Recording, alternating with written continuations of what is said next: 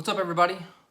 Welcome back to another episode from Elite Reptile Industries, where we are bringing you enclosures, we are bringing you reviews, we're bringing you videos, we're bringing you education on ball pythons. And some other snakes too. Maybe we can talk about the boas. I'm not as big into the boas as I am into the ball pythons or the enclosure building, but we got a lot of great stuff coming up for you. If you can see behind me, I have recently moved everything into a complete dedicated room. This is about a 400 or 500 square foot room that I am going to keep my collection in. I'm also going to start my breeding operation in this room. And I wanted to go over how to set up a room in your house, whatever place of business, wherever you want to have a room that you can make sure that snakes are comfortable, you're comfortable, and everybody's enjoying it, okay? The room you see behind me, right back here, is one of my racks. I've got some other racks coming in, hopefully here shortly, so we can start this process, hopefully get into the breeding this year. I didn't want to get into breeding too quick because I wanted to make sure I knew everything about the animals and how to care for the animals before we started the process. So this was the first step, is moving them down here. Let's be honest, my wife hates snakes, hates them. I've liked snakes since I was like this big, and I've always wanted them. And once we were fortunate enough and blessed enough to have a place like we have, I was able to live out that dream. So I want to share that with you. And the first thing I want to go over with you is how I set this up. Once again, it's like a 400 or 500 square foot room, max. It's not that big. I wanted to go over how I heat this room. I live in Northern Virginia. It is very cold throughout certain times of the year. And this basement, no matter how high I turn the heat up for upstairs, it can be 55, 60 degrees down here. And for those of you that keep ball pythons, you know that dog won't hunt. You can't keep a snake in those type of temperatures. So I'm gonna go over with you how I did this. It's very simple, guys. It's not very expensive either. Trust me, I am all about buying the best for my animals. All about it. However, in this process, you have to go cheaper when it comes to price to make sure that it works correctly. And I'm going to show you how. I'm going to show you why. Okay, what you're looking right here is an electric oil-filled heater. All right? Understand that this is the bare bones basic model. It's got a switch that essentially you adjust the heat and you adjust how you want the settings. Now, you ask, all right, well, JT, why did you buy such a cheap ass heater? Well, because you need the basicness of this, basicness? Yeah, whatever. You need the basic capabilities of this heater, absolute basic capabilities. Oil-filled heater. If you start throwing in thermostats, if you start throwing in anything crazy, you're going to run into the problem that I had when I first started setting up this room, which was with this, okay? I paid $120 some with tax for this unit. It's a great unit, don't get me wrong. However, the problem that you run into with it is, let me show you where I plug it in. Plug it in. You plug it in, okay? Turn it on. This right here, this flashing 72 is its own internal thermostat. The problem with these is, number one, they're garbage.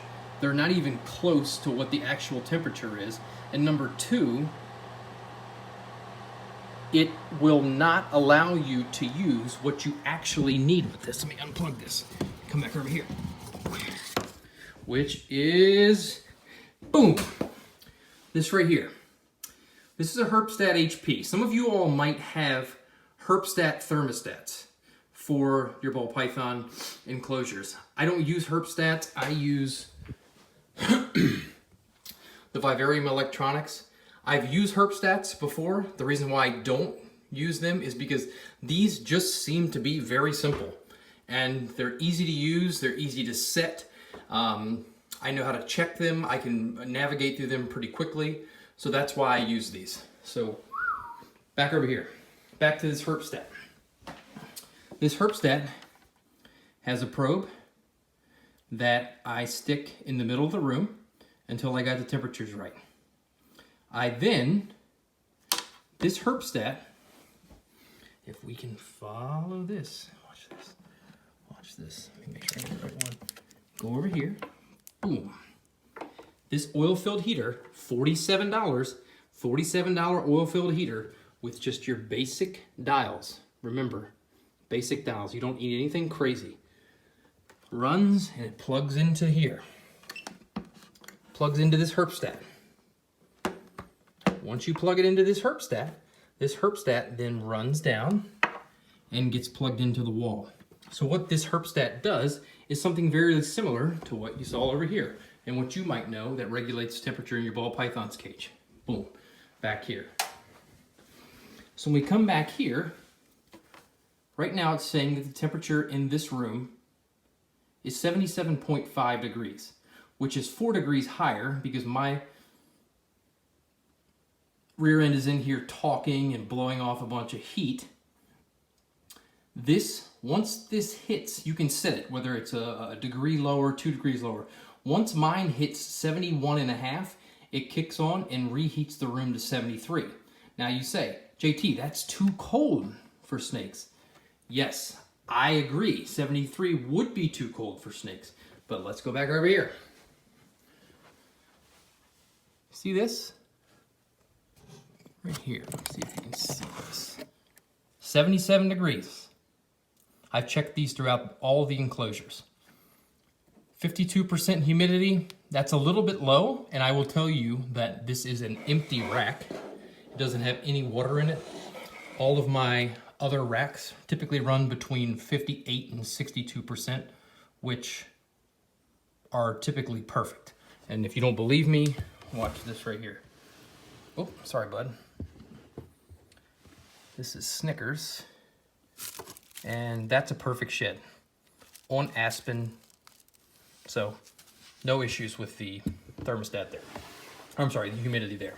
So pretty simple, guys. Just like you have a thermostat here, you can absolutely have a thermostat for your heating element for the room.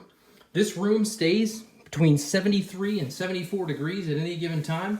And at that temperature, it keeps my cool side anywhere between 75 and 78, depending upon what I have the heat tape set on. The snakes are perfect. I keep their hot side between 88 and 90. They love it. So, if you're setting up a reptile room, remember, more expensive is not always better. $47 oil heater. Remember, I'm not a cheap ass. That was $120. It was the best one on the shelves. But you have to stay away from that thermostat in the unit because it will not allow the Herpstat to do what it's supposed to do and kick the unit on and off. Especially when you get into breeding and you have to set to where your temperatures go up and down, especially at nights. This is exactly the setup you need. Home Depot, 47 bucks. This Herpstat HP I got at a show was probably around 90 to 100 bucks. So you figure 130, 140, 150 $150. As long as you get the setup, if you have a room, $150 max, you can climate control that room. As long as the room is not too big, obviously. This room isn't too big. So, guys, thanks so much for all the views that I've had so far. I really appreciate the comments. I appreciate the people that have emailed me.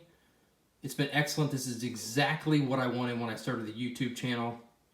I want people to learn. I want people to understand. As always, if you have any questions, don't hesitate to contact me, and I'll see you soon.